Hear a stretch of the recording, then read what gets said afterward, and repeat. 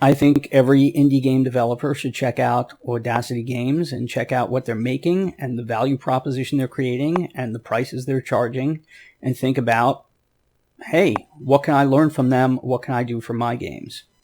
So what they're doing, they are classic developers of video games for the Atari 2600 and all sorts of great stuff. And they're creating new games for the Atari 2600, and they're selling them as cartridges and stuff.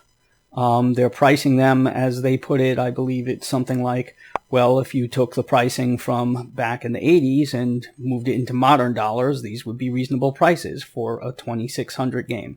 So the standard edition of their games go for $55 to $65. Then there's the collector's edition for $99 and a VIP collector's edition for $140. So these are some significant numbers compared to indie game developers I see who are like, oh, I might be able to charge $10 on Steam or $3 on itch.io. Like, these numbers are completely different. They're creating a totally different value proposition. They're creating collectability. Will it work? I don't know, but it's a big difference if you're selling your game for $3 or $10 or if you're selling your game for $55. Even if there is physical hardware to include and all that stuff, it's a whole different business ball game. And I think it's worth taking a look at and thinking about, hey, can I do some of these things, make my games feel more valuable to my customers?